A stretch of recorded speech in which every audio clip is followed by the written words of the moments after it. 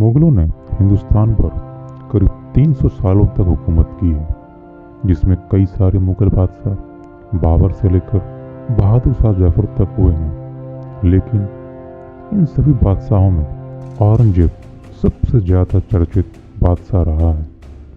औरंगजेब की ज़िंदगी तो रहस्यमयी रही ही है, लेकिन उसकी मौत एक रहस्य है जिसे बहुत कम लोग जानते हैं। औरंगजेब की मौत के बारे में बताने से पहले उसकी ज़िंदगी को समझना बहुत ज़रूरी है। इसीलिए इस वीडियो में औरंगजेब के जीवन और युद्ध नीति के बारे में हम पहले चर्चा करेंगे। औरंगजेब का जन्म सन 1618 में गुजरात के ददोह जिले में हुआ था। औरंगजेब अपने भाइयों को मौत के घाट उतारने के बाद हिंदुस्तान का मुगल बादशाह बना था। जब वो बादशाह बना तब साम्राज्य को हर साल 45 लाख रुपए टैक्स के रूप में प्राप्त होते थे। दोस्तों, लेकिन आपको जानकर हैरानी होगी कि औरंगजेब इतनी बड़ी रकम का 1 रुपया भी अपनी अय्याशी के लिए खर्च नहीं करता था। उसका ज़्यादातर खर्चा अपने विरोधियों के विरुद्ध मुगल सेना के विस्तार पर। इसी वजह से औरंगजेब के पास उस वक्त दुनिया की सबसे बड़ी फौज थी, जिसमें कुल 9 लाख सैनिक। सन 1689 में औरंगजेब ने दक्षिण में कब्जा करने के लिए जंग छेड़ दी, लेकिन मराठाओं से जंग लड़ते लड़ते औरंगजेब का खजाना खत्म होने लगा और औरंगजेब अब बूढ़ा हो चला था और उसकी कमर भी झुक गई थी। परंतु फिर भी औरंगजेब शांत नहीं रहता था। अब वह हाथी घोड़ों पर सवार नहीं हो सकता था, इसीलिए खुली पालकी में बैठकर सोता था। रात के समय जब उसकी सेना सो जाती थी, तब भी वह लाठी पकड़कर सैनिक शिविरों के बीच घूमता रहता था। इस उम्र में भी वह पालकी में सवार होकर युद्ध के मैदान में जाता था। करीब 8 से 12 आदमी उसकी पालकी को लेकर दौड़ते थे। उन निहत्थे लोगों के प्राण भी हर समय सांसों में अटके रहते थे, क्योंकि एक गलती का परिणाम भी मृत्यु था। इस उम्र में भी औरंगजेब के मन में अपने शत्रुओं से लड़ने का हौसला इतना बुलंद था कि उसकी मिसाल पूरे मानव इतिहास में नहीं मिलती। सन 1687 औरंगजेब ने अपनी सेना के साथ गोलकोंडा पर चढ़ाई की। गोलकोंडा के किले के घेराव के दौरान औरंगजेब की पालकी बैठकर युद्ध के मैदान में चला आया और अपनी सेना को पूरी ताकत के साथ लड़ने के लिए प्रोत्साहित करता रहा। तभी किले के अंदर से आने वाले तोप के गोले औरंगजेब की पालकी के आसपास आकर गिरने लगे। तब भी औरंगजेब पूरी मुस्तैदी के साथ अपनी पालकी पर बैठ युद्ध के मैदान में चक्कर लगाता रहा। वह यह तो सहन कर सकता था कि उसे मौत आ जाए, उस पर तोप का गोला गिर जाए, परंतु यह सहन नहीं कर सकता था कि उसके जीते जी भारत में एक भी शिया या हिंदू राज्य बर्बाद होने से बच जाए। उम्र बढ़ने के साथ ही औरंगजेब का शरीर और अधिक कमज़ोर हो गया। उसके दांत गिर जाने से गालों में गड्ढे पड़ गए थे तथा उसकी आंखें अंदर की तरफ धंस गई थीं। अब उसका शरीर हड्डियों का एक ढांचा बन चुका था।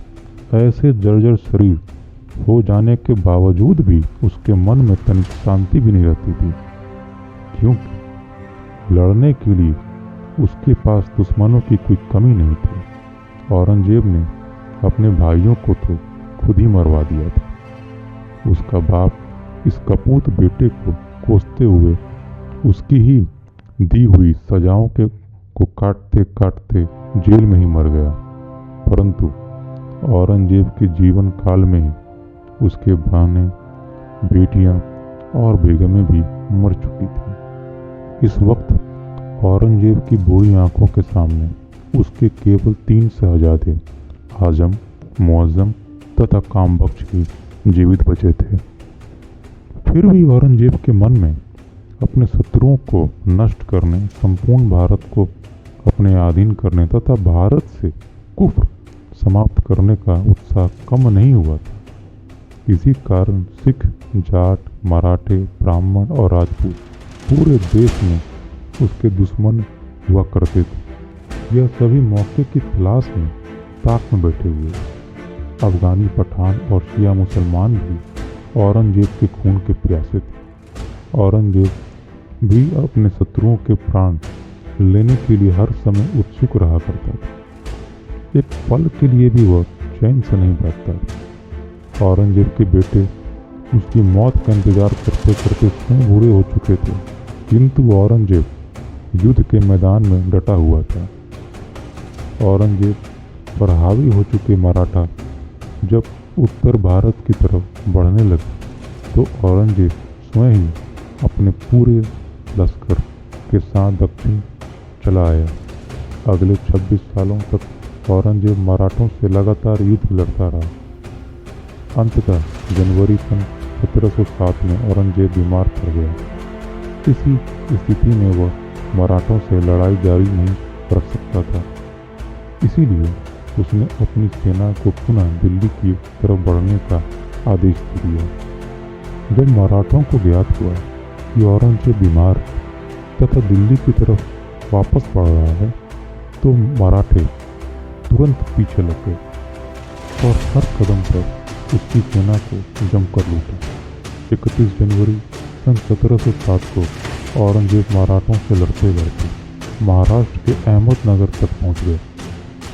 इधर मराठों के तमाम गांव ने मिलकर औरंगजेब को चारों तरफ से घेर लिया। अगले 4-5 माह तक मुगलों और मराठों में भयानक लड़ाई चलती रही। इस वक्त औरंगजेब भयानक दर्द से तड़प रहा था। मराठों के कारण उसे इलाज भी मिलना संभव नहीं हो पाया और इसी तरह इतिहास के पन्नों से औरंगजेब की हस्ती मिट गई, पर वो मराठों को मिटा नहीं पाया।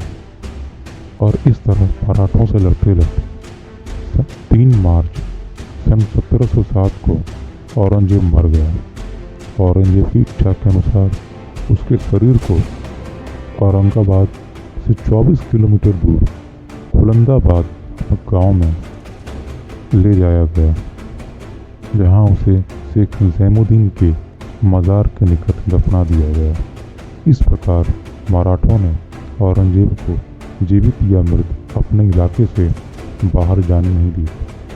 औरंगजेब की मृत्यु के बाद मुगल सेना अपने अंत की ओर बढ़ती चली गई। उसके बाद भारत में मराठों का उदय हुआ।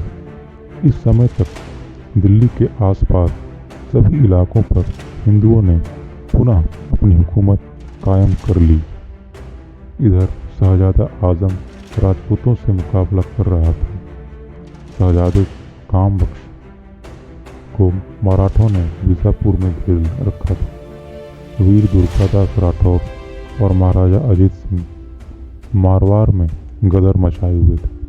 जैसे ही राठौरों को पता चला कि औरंगजेब मर चुका है तो 12 मार्च सन 1707 को महाराजा अजीत सिंह ने जोधपुर पर आक्रमण कर दिया तथा अपने पूर्वजों की राजधानी पर वापस अधिकार कायम कर लिया।